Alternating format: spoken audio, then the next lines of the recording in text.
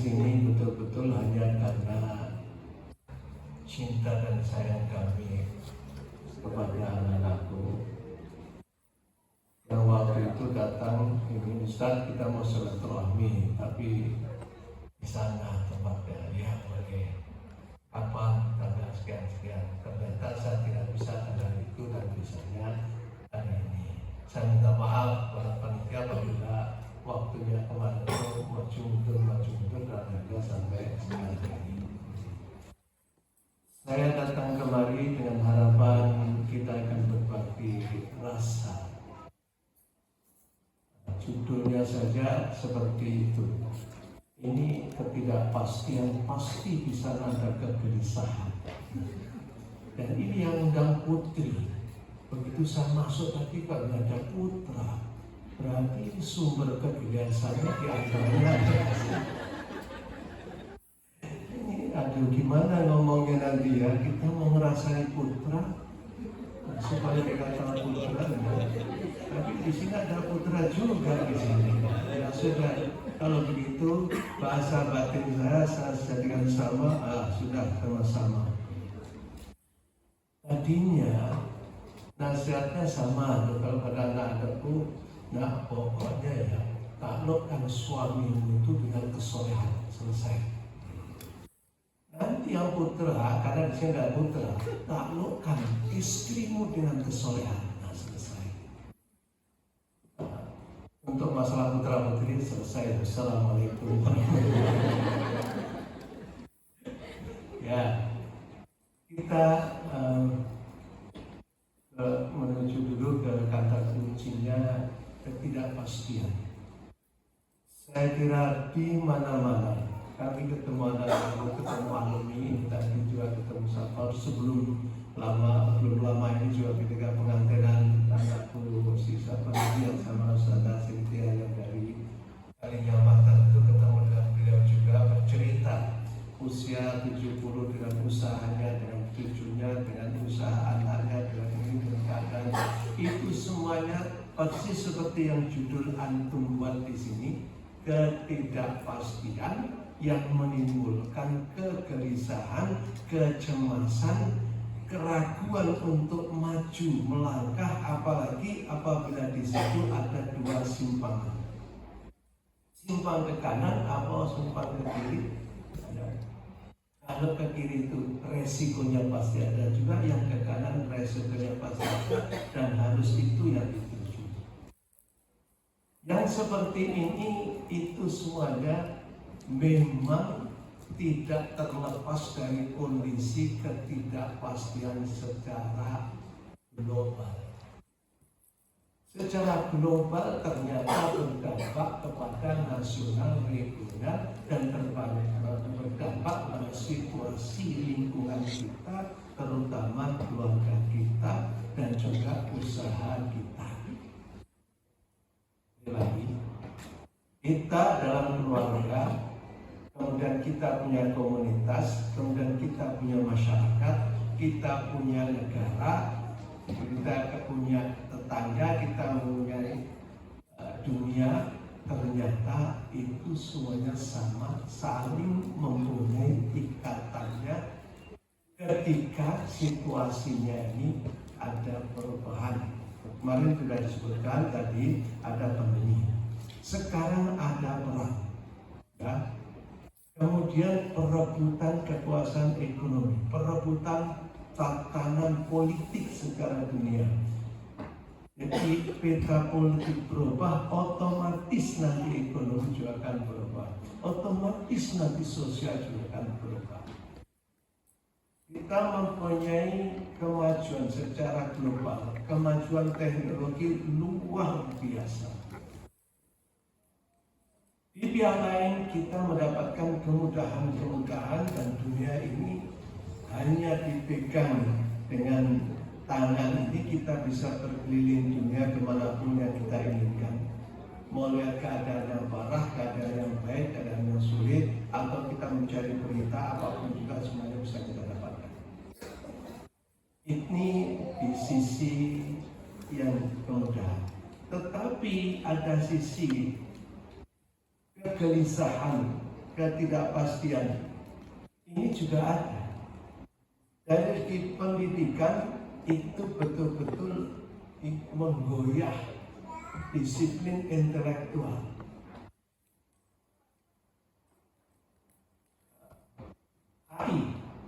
Ambition intelektual itu ternyata juga sangat menakutkan. Ini juga tidak menentu sekarang. Jangankan AI, yang sekarang pun media sosial diberikan anak kita, kita pun sangat cemas ketir-ketir apa yang dilihat, apa yang dan lain sebagainya. Belum lagi itu membuang waktu, membuang ini, dan belum yang apa yang dilihat dampaknya pada cara berpikirnya anak itu, dan akhirnya yang kita susahkan kok tidak sama dengan usia-usia kita ini. Kok tidak sama dengan usia bapaknya cara berpikir anaknya. Itulah sebetulnya situasi yang cepat sekali berubah dan tidak menentu. Kami membaca sekian banyak artikel tentang bagaimana menghadapi kalau sekarang 0.4, 5, 6, 7 dan seterusnya nanti akan terus berjalan.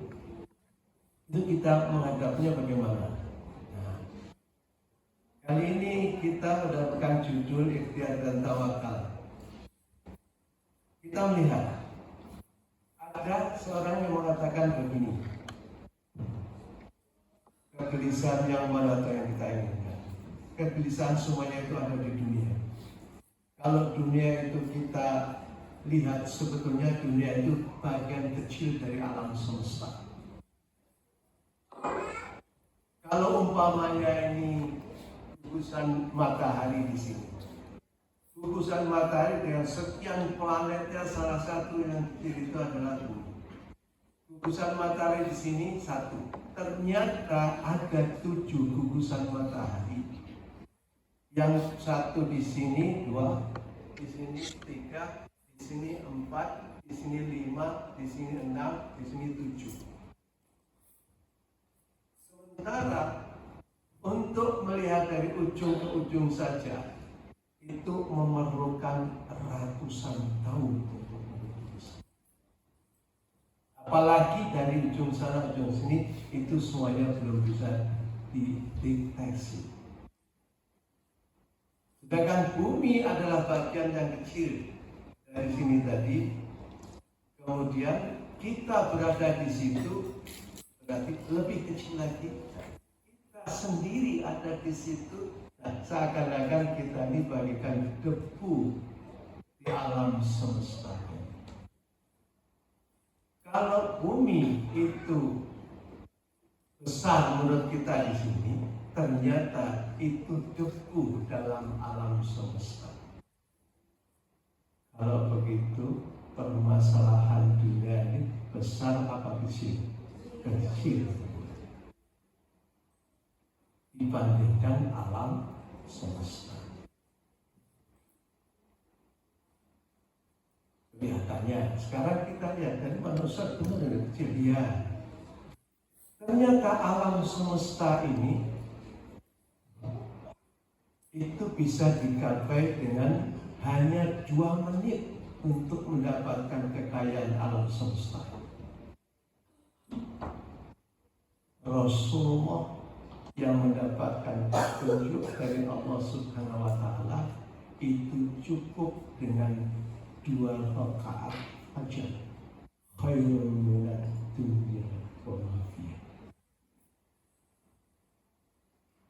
Kalau umpamanya disebutkan lagi, yang pasti hanya akhirat, yang pasti hanya surga dan neraka, maka yang pasti ini Allah menyebutkan di dalam Al-Quran, arduha sama as'adha samawati wal ardh, seluas langit dan bumi. Itu yang pasti adalah surga sama neraka. Yang surga itu segitu, akhirat wallah, yang neraka wallah. Jadi kami ingin berbagi pada anak-anakku ternyata dunia itu kecil apabila dibandingkan dengan rahmatullah, apabila dibandingkan dengan kekuasaan Allah, apabila dibandingkan kekayaan Allah yang dimiliki oleh Allah, apabila dibandingkan dengan kesenangan, ketenangan yang Allah akan berikan kepada kita semuanya apabila kita mentaati aturan-aturan yang Allah berikan. Dan kami pernah diskusi seperti ini, kita dengarkan Ustaz. Sahih Ustaz, nahnu sahih. Sahih jidan bapak dan jidin. Walakin Ustaz, meskipun sahih itu juga beratnya setengah mati Ustaz. Beban itu beratnya setengah mati. Rasa-rasanya sudah tidak kuat lagi menanggung beban di dunia ini. Itu terus bagaimana Ustaz? Yang kecil terasa berat. Bagaimana cara meringankannya? Syukur kalau bisa menghilangkannya.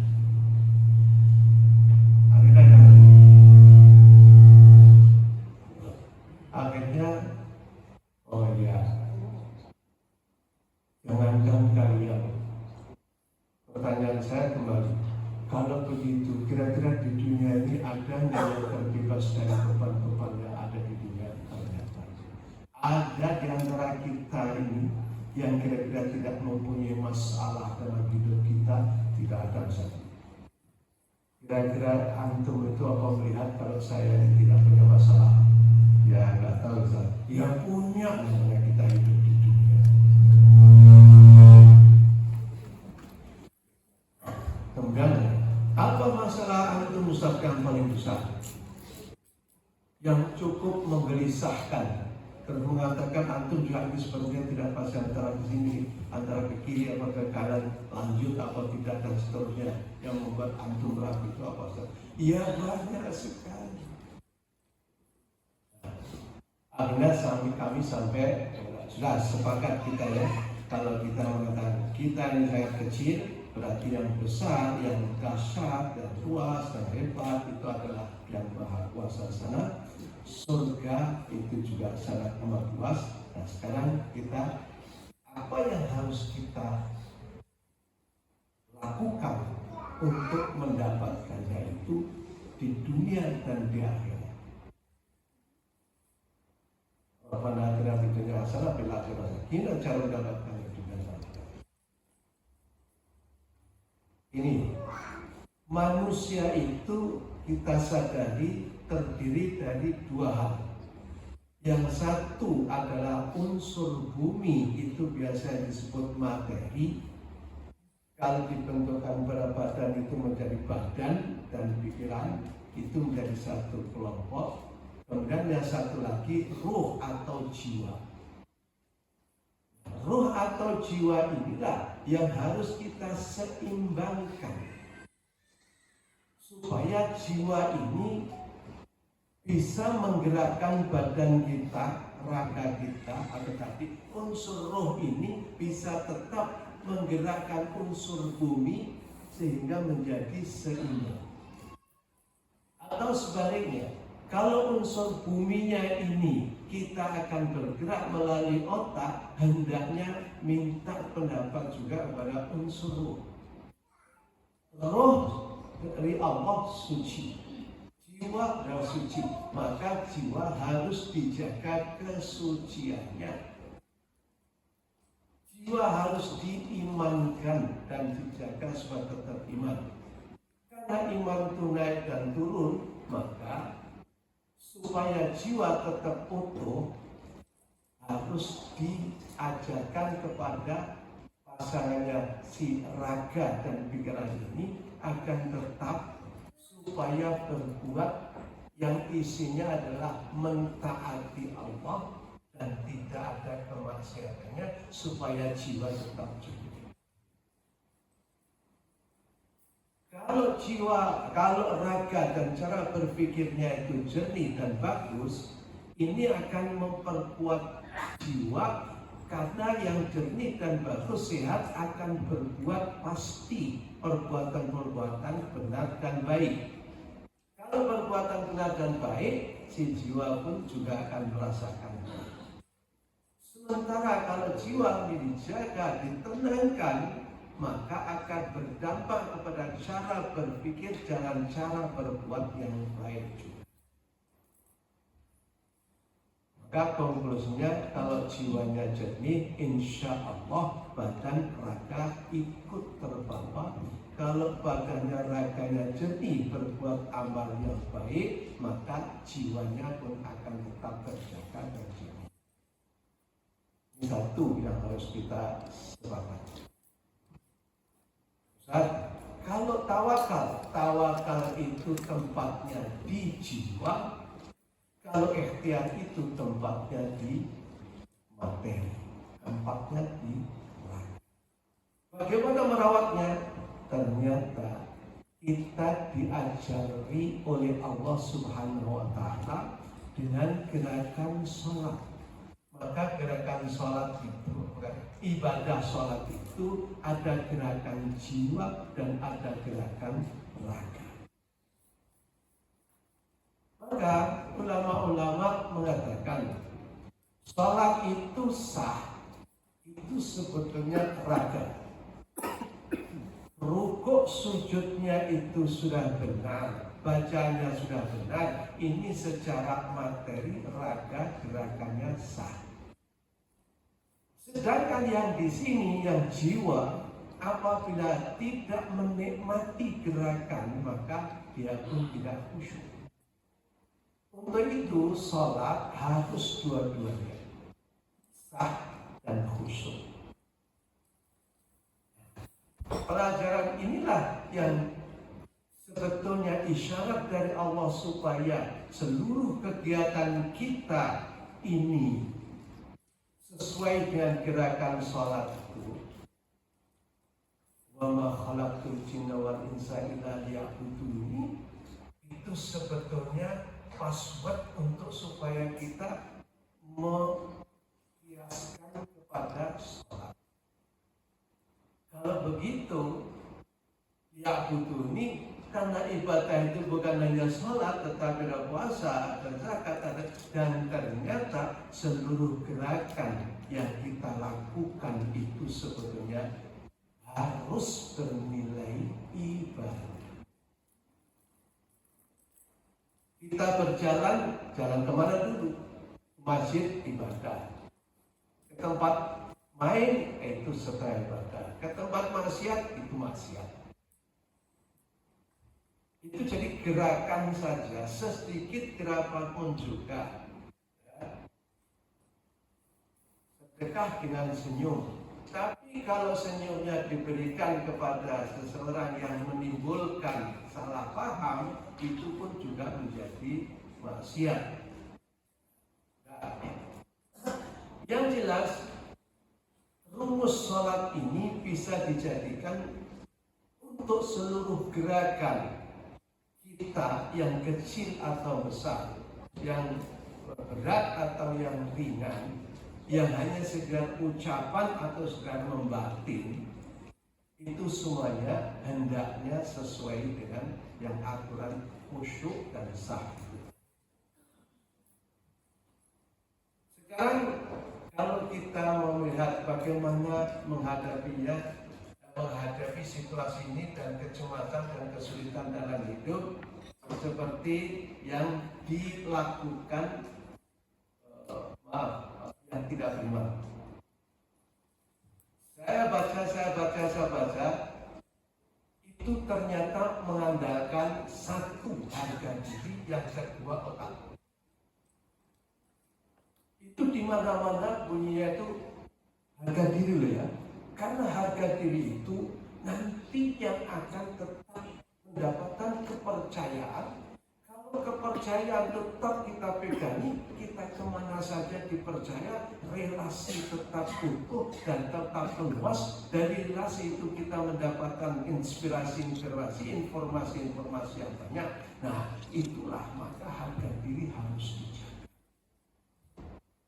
Masuk akal. Yang kedua, otak. Cara berpikir kita itu harus jernih, sehat. Jangan sampai pikiran kita itu, maaf, antara pikiran orang yang benar dengan pikiran orang tidak benar. Umpamanya, seseorang yang memerlukan modal dalam berusaha, ini tidak bisa kita jalankan usaha kecuali pakai modal. Maka otak pun berjalan gimana caranya mencari modal. Mencari modal bisa pinjam. Ternyata ada juga gak sabaran, ada setannya, yaitu modal dengan mengambil punya orang lain. Nah, ini juga otak juga yang bekerja. Maka otak ini bisa syirir, bisa juga khair. Maka dikatakan supaya berpikir jernih, akal sehat.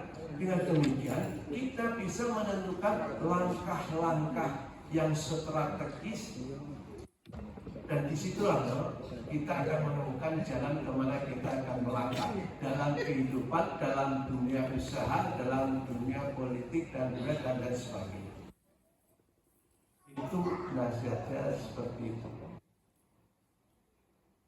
Ditambah satu lagi, supaya berusaha relaksasi.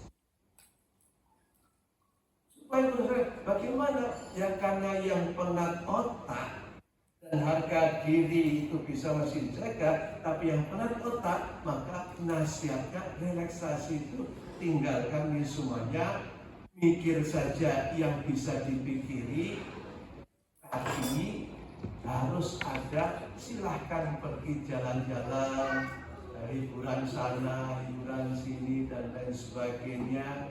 Itu nggak ketemu juga, maka supaya relaksasi itu cepat, untuk itu yang paling ada aktif, minum obat penenang. Ya, minum obat penenang, bangun, pusing lagi, gelisah lagi, melihat ketidakpastian lagi, ditambahi dosisnya. Lama-lama dosisnya dirubah dengan narkoba. Dan seperti itulah. Jadi karena dengan harga diri dan selesai, mereka bisa terhormat, bisa berjalan, bisa baik. Dengan otak saja dia bisa berpikir. Begitu mendapatkan kegelisahan, pelariannya tidak bisa yang tegas, itu harus kemana. Sudah rileks saja, jangan dipikirkan, ini saja, sudah ini saja, hiburan sana, hiburan sini, dan sebagainya. Ternyata itu juga tidak mendapatkan solusi. Alhamdulillah, kita ini di dalam Islam bukan hanya dua, tetapi tambah satu. Harga diri, akal, iman. Mereka, beliau-beliau itu yang mentok dan akhirnya bunuh diri itu karena tidak ada iman. Yang stres itu karena tidak ada iman. Sementara kita masih ada pelarian kita itu. Kalau kita sudah ketemu yang iman ini dan kita pupuk, nah iman, maka iman ini berada di tempat tadi. Iman itu bertolak di atas di bil qalbi, ini artinya jiwa. Wal amal bil jawarih, kemudian akan ada muncul perangai-perangai itu karena memang tasdik bil qalbi ini. Dalam Al-Quran itu walladzina amanu wa lam yalbisu imanahum bidzulmin, beriman, jiwanya benar, bersih. Ulaika lahumul amnu wa humul muhtadun, maka dia akan mendapatkan ketenangan dan akan mendapatkan solusi-solusi dalam hidupnya. Yang beriman walam yalbisu imanahum bidzulmin, kalau di dalam tafsir bisyirkin, kalau di dalam tafsir lain bukan hanya bisyirkin, tapi dicampuri keimanannya itu dengan berharap kepada sesuatu sesuatu selain Allah, berharap kepada, takut kepada perusahaan, takut pada ini, takut pada itu, dan ini artinya sudah tercemarkan oleh sesuatu yang tidak ada unsur imannya, tidak ada unsur pengesaan Allah. Kalau itu bisa, maka di sini ulaika lahumul amnu wa hum muhtadun, mereka pasti akan merasakan dan akan mendapatkan solusi-solusi. Nah, pertanyaannya, solusinya ini misalnya seperti apa? Solusi ini sesuai dengan kemampuan yang kita miliki. Sesuai dengan kemampuan yang kita miliki itu maksudnya adalah kalau kita tidak mampu diberi nikmat yang besar, justru malah membuat kita tidak benar. Umpamanya, solusi tahu-tahu ada orang memberi saya mobil Rolls Royce umpamanya. Waduh, itu tak bisa bayar pajaknya aja berapa. Nanti jalan di kampung, spionnya nyenggol aja dan nggak bisa bayar. Bukan solusi, bukan yang tepat. Maka ini kira-kira yang membuat kita kadang-kadang, ya Allah berikanlah sesuatu yang sudah benar-benar. Allah ma'atin ya Allah, fulusan kathiratan yakal qalilayak ya Allah. Nah itu yang nggak bisa. Nah, kita lagi-lagi dalam menseimbangkan jiwa dan raga ini untuk memperlakukan siapapun juga di dunia ini, baikpun yang hidup atau yang enggak, itu sesuai dengan aturan-aturan.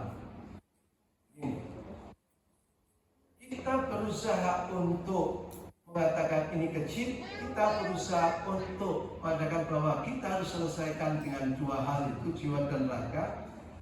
Tetapi begitu kita terapkan, aplikasikan dalam perilaku kita, memperlakukan alam semesta ini seperti apa, nah, kita juga harus ingat bahwa alam semesta ini sebenarnya harus kita perlakukan seperti apa. Itu ada teori sakhara lakum, yaitu sakhara itu ja'ala wa'ata, khalaqa wa'ata, wasakhara, ini menghafal Quran, wasakhara lakum ma fis samawati wal ardi wa asbahu ni'amahu dhahiran wa batinan. Berarti alam semesta ini memang diperuntukkan oleh Tuhan kepada manusia. Mau diapakan saja silakan, tapi syaratnya sesuai dengan aturan-aturan yang ditentukan oleh Allah, pemilik alam semesta ini. Seperti apa? Semuanya ada di buku-buku fikih. Memperlakukan apa saja ada di buku fikih. Dan kita suami istri perempuan kita itu semuanya sudah ada. Tugas dan kewajiban semuanya sudah ada. Asalkan kita memperlakukan seperti yang dikehendaki Allah, sakhara lakum, insya Allah semuanya berjalan. Akan tetapi ada pelanggaran-pelanggaran dari hukum Allah ini, dan orang kadang-kadang menyebut hukum alam. Ada pelanggaran dari dua belah pihak, alam semestanya, atau orangnya, atau makhluknya, itu ada pelanggaran. Itulah terjadi sesuatu yang tidak diinginkan, kekacauan itu. Kalau umpamanya ini sudah terjadi yang seperti itu artinya menyalahi aturan, dan ini dua-duanya salah. Allah masih sangat sayang kepada makhluknya. Kata Rabbukum ala nafsi rahmah, itu memang janji Allah untuk memberikan kasih sayang kepada makhluknya. Allah memberikan kata doa yang beliau sukai, yang Allah sukai, yang sangat Allah sukai, itu diberikan pada Nabi Muhammad dan tidak diberikan pada nabi-nabi sebelumnya. Intinya, kalau ada kesalahan, segeralah kembali kepada Allah. Wasari'u ila maghfiratin min rabbikum wa jannah wa firru ila Allah. Jadi kalau punya kesalahan, kembali ke sana. Itu bunyinya, ya Allah, apabila kami salah, ampunilah. Ya Allah, apabila kami tidak sengaja, ampunilah. Ya Allah, berikanlah kekuatan kami. Ampunilah kami, menangkanlah kami. Itu doa yang tidak pernah diberikan kepada nabi-nabi sebelumnya. Ini karena kalau dihitung sejak nabi-nabi yang pertama, Nabi Adam, Nabi Idris, Nabi Nuh, Nabi Musa, Nabi Ibrahim, itu semuanya sesuai dengan peringkat kedewasaan manusia di muka bumi ini. Kalau kemarin terakhir saja Nabi Musa itu diajarkan untuk rasional, semuanya sudah materi, dan itu semua diberikan. Manusia pada waktu itu keadaannya seperti itu, diajarkan bermateri yang baik seperti apa, itu diajarkan. Lalu setelah itu diajarkan jangan bermateri tapi berbatin ria. Maka didatangkan Nabi Isa yang isinya kasih. Nah, Nabi kita, Nabi Muhammad, dua-duanya bagaimana bermateri, bagaimana berjiwa. Itu diberikan dua-duanya. Ya, saya kembali lagi. Kalau kita tadi sepakat, kita seimbangkan, kita menghadapi alam semesta sesuai dengan aturan. Kalau kita salah, kita minta ampun kepada Allah Subhanahu. Ini apa namanya, kunci. Dan jangan ditinggalkan iman. Kalau orang-orang tadi hanya dengan jaga diri nakal, kalau kita dengan iman, maka iman kita inilah yang harus selalu kita tingkatkan.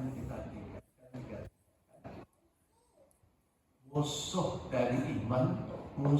dari iman itu memang dibuat di alam semesta ini setan.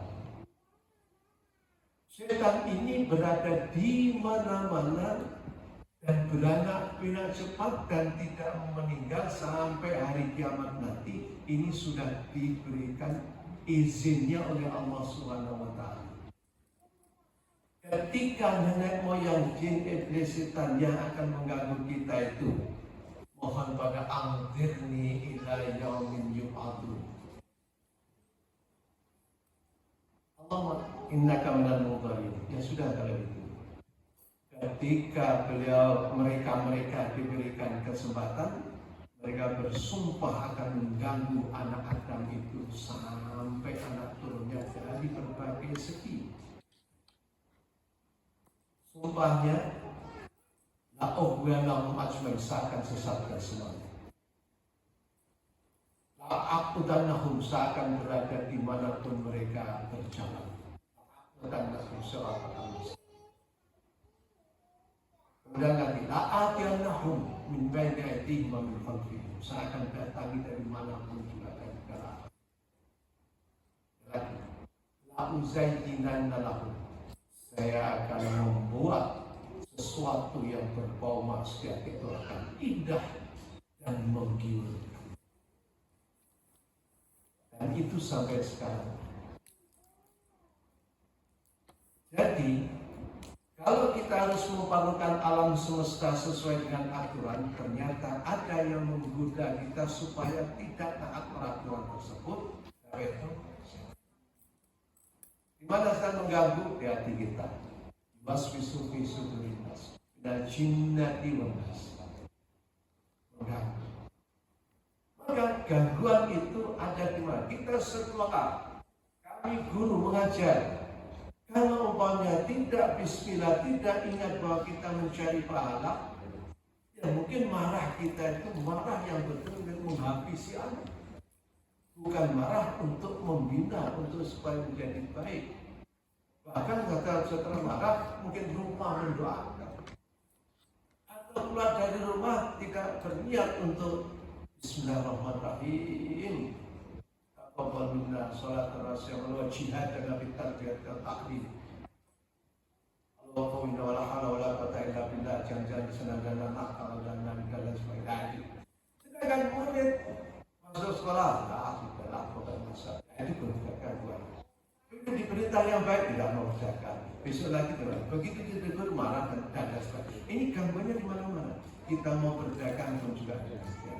Mau untuk untuk kalau berlebihan, kalau untungnya mencegai, kalau ada unsur tolimnya, kalau itu setan suka sekali. Kalau berpolitik, wah itu simpang siurnya lebih dahsyat lagi. Nah, di sinilah bagaimana kita supaya selamat dari dunia yang kecil ini tadi, kita kembali terus kepada Allah setiap waktu. Alal aqal bismillah, walal aqal na'udzubillah. Bismillahirrahmanirrahim, minum. Jangan diminum aja ada sesuatu. Allah mengajarkan Bismillahirrahmanirrahim. Jangan ini nanti ada godaan lagi kita masuk bukan. Na'udzu kalimatillah ta'ala musyarrah. Kalau dulu masih muda diajari kita na'udzubillah min hadhil mar'a al-jamillah. Dulu enggak. Jadi lagi kita sebetulnya masalah kita kecil, problema kita kecil, meskipun sebesar apapun juga, tapi ampunan pertolongan Allah jauh lebih besar. Maka Allah memberikan perintah, ittaqullah, semuanya akan beres. Pertama, ittaqullah wa yu'allimukumullah, pasti kita akan diajari, diberikan solusi, diberi hidayah, diberi ilham, diberi inspirasi dan lain sebagainya. Mayyatakillah yaj'allahu makhrajan wa yarzuqhu min haitsu la yahtasib. Itu juga ada. Dan seterusnya semua anak harus ingat semuanya itu dari. Maka kalau kita mendapatkan situasi yang tidak menentu, kita hitung, kita pikirkan, setuju, mereka juga berpikir, kita jaga harga diri kita sebagai santri, kita sebagai orang muslim, kita jaga orang lain, kita cocok sama mereka, akal kita supaya sehat, perhitungan kita sehat, cara berpikir kita sehat, cara melangkah kita nanti sehat, cara keputusan tadi sehat, itu sudah betul sama. Tetapi mari kita bertawakal kepada Allah. Kalau sudah tawakal, itu ada unsur pasrah, ada unsur doa, ada unsur munajat. Untuk itu singkatan yang Imam Zarkasi itu sudahlah pokoknya bekerja keras, berpikir keras, bermunajat dahsyat. Itu yang diberikan kepada santri-santri Gontor sejak dulu. Kerja keras, berpikir kuat, bermunajat. Nah, sekarang kita mengambil iktibar dari sana. Kita lihat beliau mendirikan pesantren Gontor itu usianya 26 tahun di bawah kita. Adiknya Bapak Nabi 18 tahun, bagi Imam Zarkasi usianya 16 tahun. Itu semuanya beliau mendapatkan seperti yang beliau mohonkan, yang beliau minta, yang beliau harapkan.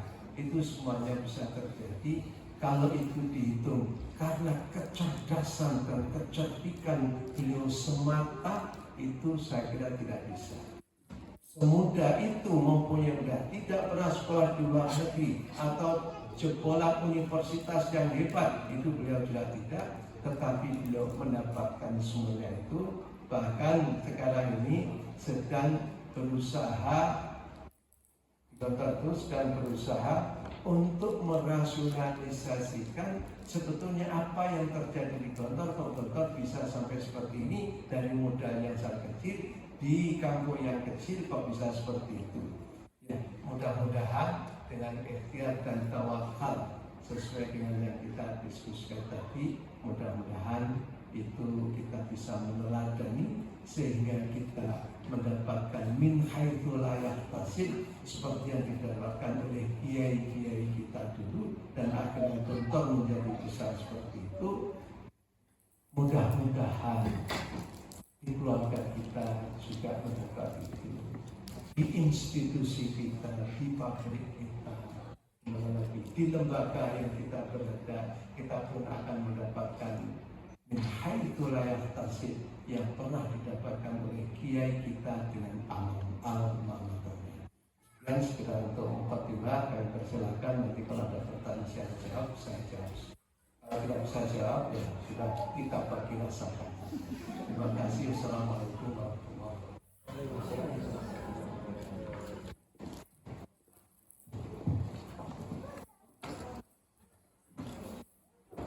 Jazakumullah khairan Ustaz. Terima kasih untuk jangan-jangannya dan sepertinya di belakang atau di depan ini ada wajah-wajah yang sepertinya banyak yang curhat, yang ingin dicurhatkan Ustaz. Jadi mungkin Ustadzah dan asatidz semuanya barangkali mungkin ada yang ingin dibagikan atau ingin sharing atau ingin mendalami ya lebih dari bahan yang dari materi yang disampaikan oleh Abuna tadi. Kami persilahkan. Sepertinya ini saya harus berdiri dan saya pemirsa. Saja. Oh, banyak yang mau nanya. Oh, enggak. Siapa ini yang mau nanya? Boleh angkat tangan? Boleh angkat tangan? Suaranya mana? Sepertinya perlu ini Ustaz ya. Perlu di break, perlu ice breaking lagi ini.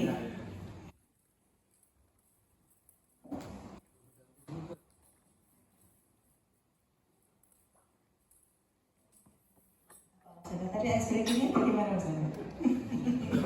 Sepertinya ini harus ahlinya soalnya. Ini baru lagi berarti ya. Ini hari menuju siang ya, tapi kita selamat pagi gak apa-apa ya Ustaz? Gak apa-apa. Kalau saya bilang selamat pagi, hadirin semua jawabannya pagi gitu ya. Tetap tangan di kepala di udara supaya semangat. Oke, coba kita mulai ya. Selamat pagi. Pagi.